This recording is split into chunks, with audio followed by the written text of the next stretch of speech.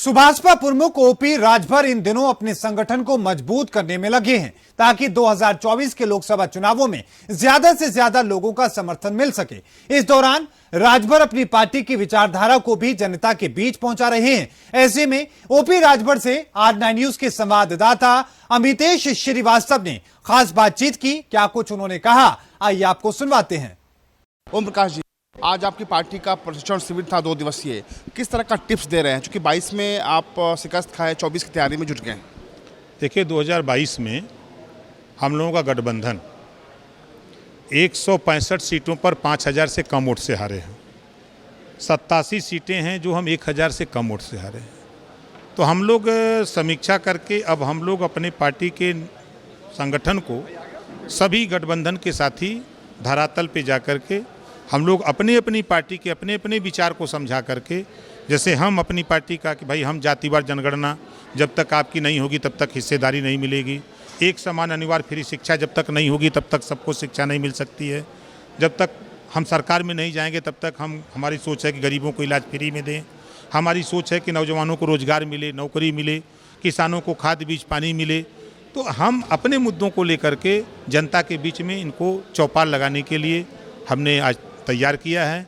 महीने में 25 दिन 20 दिन हमारे नेता गाँव में चौपाल लगा करके जो 125 जीते हैं, 165 सीटें जो हम 5000 से कम हारे हैं, हम सभी लोग मिल करके उन 165 सीटों को भी जीत करके दोनों मिला करके हम लोग ज़्यादा से ज़्यादा लोकसभा जीतने की तैयारी में।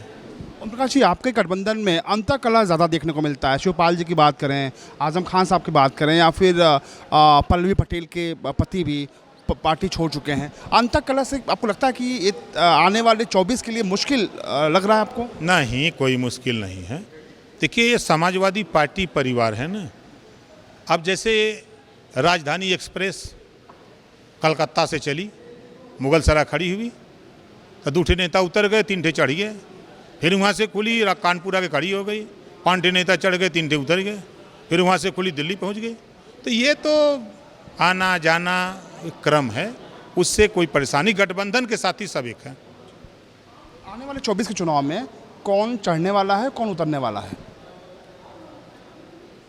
देखिए, उतरने वाला तो नहीं कोई है, चढ़ने वाला ज़्यादा है।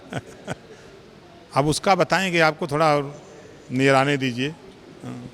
आप चूँकि पूर्व मंत्री भी रहे हैं, योगी सरकार ने एक फैसला लिया है कि जो मंत्री हैं यूपी सरकार के, उनको अपनी संपत्तियों का ब्यौरा देना होगा। इस फैसले के, योगी सरकार के इस फैसले को कैसे देखते हैं?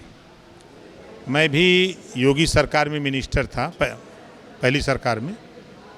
ये प्रस्ताव हमारे सामने भी आया था, हम लोगों को भी नोटिस मिली, लेकिन अमल में नहीं आया। उस समय भी जो प्रस्ताव की चर्चा आप कर रहे हैं, यही सेम प्रस्ताव 2017 के चुनाव के बाद सभी मंत्री, विधायक और अधिकारियों को दिया गया, कोई अमल में नहीं ले आया। तो फिर उसी तरह का होगा, क्योंकि योगी जी के कई फैसले हमने देखा। जैसे इन्होंने हेलमेट पे एक एक्सीडेंट हुआ तो इन्होंने बयान दिया कि पेट्रोल पंप पर मोटरसाइकिल को पेट्रोल तब मिलेगा जब वो हेलमेट लगा के जाएगा, तब। पेट्रोल पंप पर होर्डिंग लग गई कि बिना हेलमेट पेट्रोल नहीं मिलेगा, अब बिना हेलमेट का पेट्रोल दिलाए लग। कह देना, पालन करना, दोनों में बड़ा अंतर है। एक बड़ा सवाल और भी है कि आप जिस गठबंधन में शामिल हैं, जनता के मुद्दे पर, उन मुद्दों पे सड़क पे संघर्ष नहीं दिखता है आपको छोड़ के। आप संघर्ष करते हैं, बयान देते हैं, लेकिन बाकी जो दल के नेता हैं वो इस तरह के किसी भी तरह के बयान से बचते हैं। तो आपको लगता नहीं कि अब वक्त आ गया है सड़क पे संघर्ष करने का, सरकार को घेरने का? देखिए, आपकी बात से हम सहमत हैं। सरकार बनी तो सब लोगों ने तय किया कि 100 दिन का टाइम दिया जाए, सरकार के खिलाफ कुछ न बोला जाए। तो हमने कहा भैया हम तो नहीं मान सकते, कहीं गड़बड़ होगा तो हम तो बोल देंगे। तो लोगों ने कहा भैया तब बोल देंगे तो बोलिए, लेकिन हम लोग चाहते हैं कि 100 दिन ना बोला जाए, मौका दिया जाए। तो अब वो लोग 100 दिन का कसम खाए हैं कि 100 दिन मौका देंगे, हम तो नहीं कसम खाए हैं। आपका संघर्ष जारी रहेगा? हमारा जारी है एकदम 24 घंटा। हम खाली जब सो जाते हैं तब, नहीं जग गए तो संघर्ष चालू। बहुत शुक्रिया।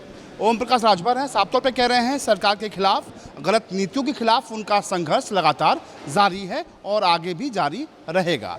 कैमरा पर्सन वीरेंद्र के साथ अमितेश श्रीवास्तव, R9 न्यूज़, लखनऊ।